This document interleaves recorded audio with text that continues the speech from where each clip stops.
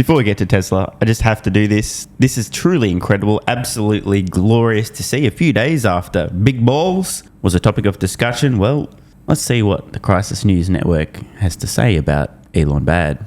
Disruptor-in-chief Elon Musk, who apparently has adopted the alias, at least he changed his social media handle to Harry Bolz, tweeted this morning, "Democracy in America is being destroyed by judicial coup. An activist judge is not a real judge." Bro, we're living the best timeline. It just goes to show how desperate the Crisis News Network is to retain their collapsing viewership. There's absolutely no need to mention this name other than the fact that they can't help themselves. This really happened. You know, I've got a pro tip here, Elon. Next time, let's see how far the Crisis News Network is willing to go.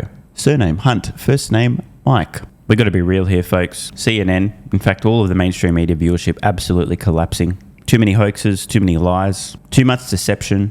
People are waking up. They're shifting to independent content creators or going directly to the actual source on X where everything breaks. And many of the left-leaning media outlets, including the Crisis News Network and MSNBS, love Elon and love Orange Man Bad. Because the more outrageous their attacks on the two men, the more people will stick around for one more episode. Just some context. The Crisis News Network, a mere 522,000 total viewers in a 24-hour period. 118,000 during prime time. These are dog shit numbers for a cable news network. Dog shit. Of note, the Crisis News Network's primetime numbers declined 14% year over year. Also of note, Fox News absolutely dominating the left-leaning competition. 2.781 million total viewers, 353,000 during primetime. MSNBS, a distant second place. Primetime numbers, 506,000. Total viewers, 734,000.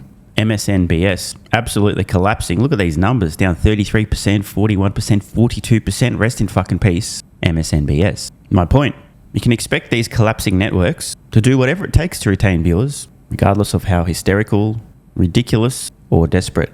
This is an insight, a window into how much panic is happening behind these cable news networks that nobody with the brain trusts anymore. It's not an accident that they mentioned this Harry Bolz name on X. And as I said before, the narrative, the hysterics around Elon, Department of Government Efficiency, is just going to get cranked up to a new level and then another new level and another new level until each of these networks collapses. Meanwhile, Tesla stock today down over 6%. If you're new around here, welcome to what Tesla does. Bit of perspective, Tesla surges, Tesla pulls back, Tesla surges, Tesla pulls back, Tesla surges and pulls back, surges, pulls back, surges, pulls back.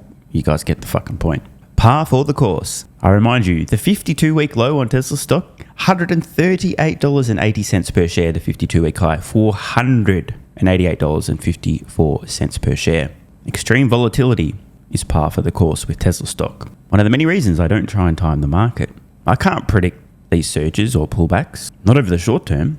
And I'm smart enough to know that I'm not smart enough to be able to predict these things. No one is. Case in point. Now I'm obscuring the name here to protect the innocent, but what a glorious post to have come across on X. April 24th, 2024.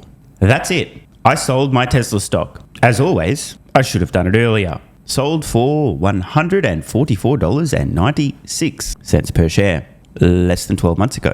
Where are we at today? 328 after a massive pullback. OP's thread lays out a bunch of extremely bearish reasons, including the fact that analysts believe analysts think analysts predict, as opposed to I believe I think I predict. Never outsource your thinking, folks. All I can say is that's got to hurt.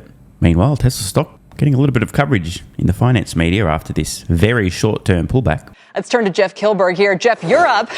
You know, you can come at this. Let's stay for now on Tesla and kind of the ramifications of everything that's going on with the auto fight and with Elon Musk's kind of attention elsewhere. What would you say to investors? Well, I think it's going to be fascinating to see, because I think the Tesla BYD conversation will heat up as Chinese tariffs and President Trump continue to see that ratchet up. But what's fascinating to me is that Tesla is just having a pullback here. We were aggressively writing calls when it was above 400. So it's always been a volatile stock. So I think Tesla is still on track. But the competition, the DeepSeek conversation, this is all going into the input. Now, what's fascinating to me is that NVIDIA is kind of not involved in this pullback here because of the fact that they're still buying chips. So I think we have to wait more here, but Tesla is a name that I do own. I've owned it for a while. We will be adding when it gets closer to 300 because I think it has the ability to be that robotaxi, to be that autonomous driver that we all hope for. Yeah, on election day, which I think was November 7th, the stock was trading at 296 and we're at 333. So it hasn't fully retraced, but I know a lot of the investors are frustrated. What would you say to them, or how? Look, you're one of them. So is this because it's perceived that he is distracted by so many other Look, we heard about one of his top sergeants, not a Tesla guy, but very involved in the Doge efforts. Is that part of what's going on here, or is it the competition we just described? Lyft reports tonight. My view, my perspective is it's not the distraction. He's able to run all these companies. He has for quite some time, but I think it's true. I mean, the whole Elon being distracted narrative just doesn't hold up to scrutiny. Never has. Guy has a sustained track record spanning, give or take, 2 decades of being involved in a handful of extremely challenging businesses, trying to solve problems here and there, putting out fires here and there.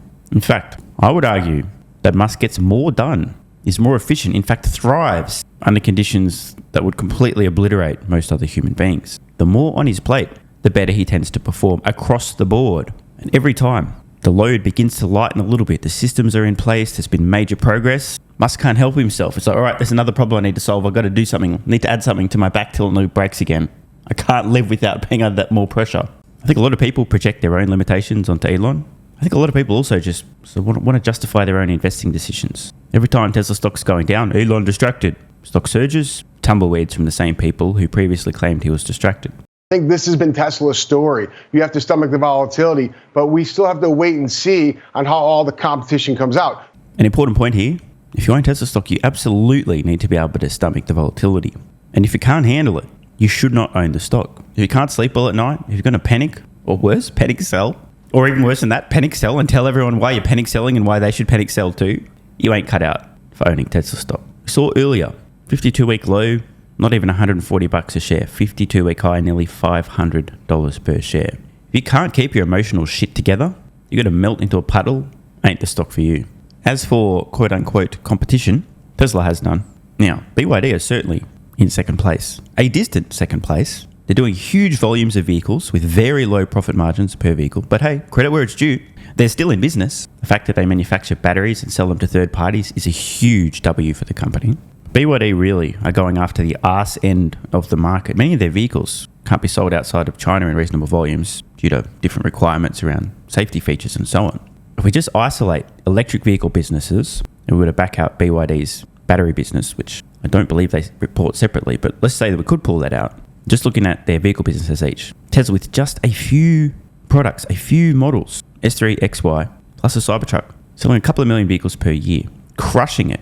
Safest vehicles on the planet, incredible performance, high profit margins. BYD with a huge amount of complexity, losing money, no doubt, on some of their vehicle models, supplementing those losses with slight profits on others. So much complexity, making meaningfully less money in their automotive business than Tesla is. I've said it before, I'll say it again.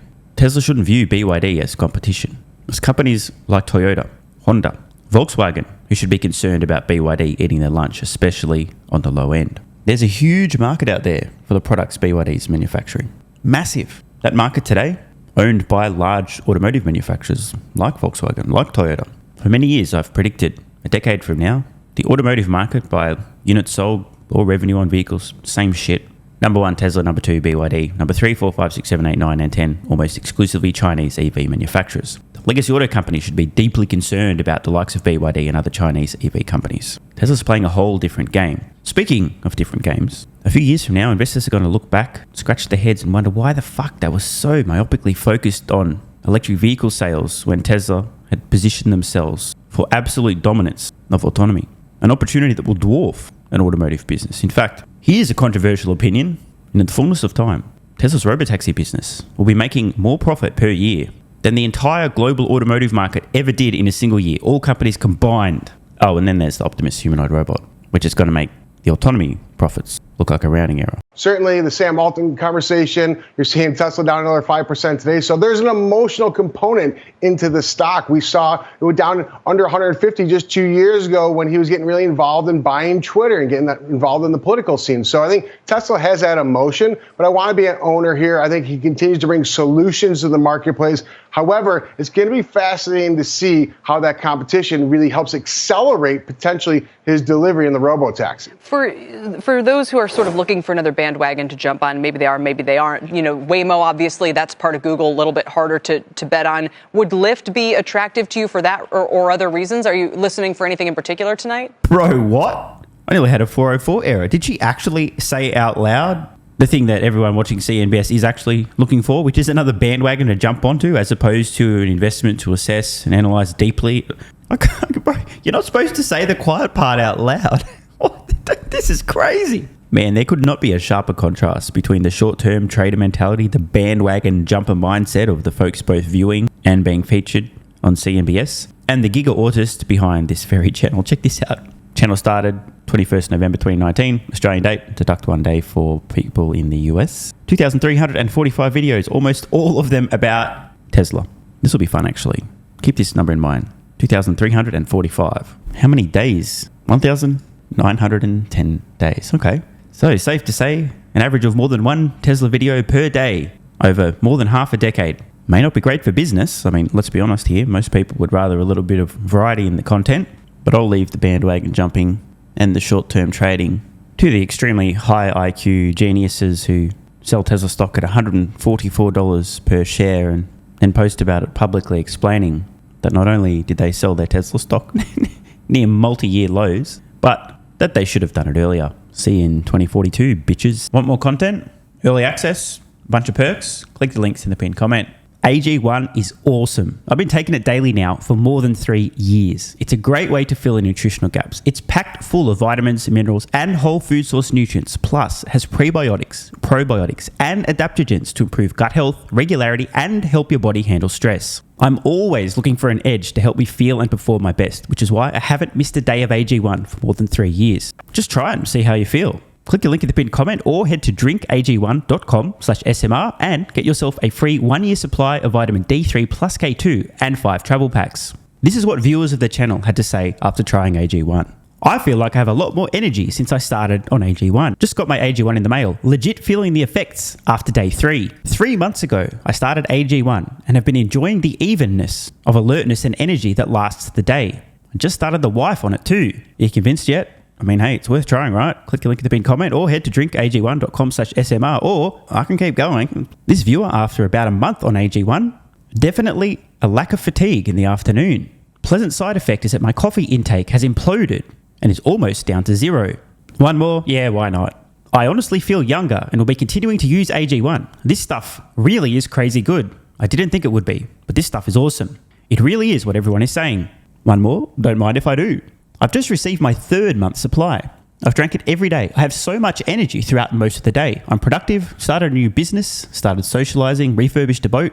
It's no coincidence. Thank you for your persistence, your integrity, and your insights. And look, these are not my words. These are not my testimonials. This is what you guys and girls are saying. Maybe it's 100% placebo effect. But even if that's the case, I think it's money well spent. Click the link in the pinned comment or head to drinkag1.com/SMR and get yourself a free 1-year supply of vitamin D3 plus K2 and 5 travel packs.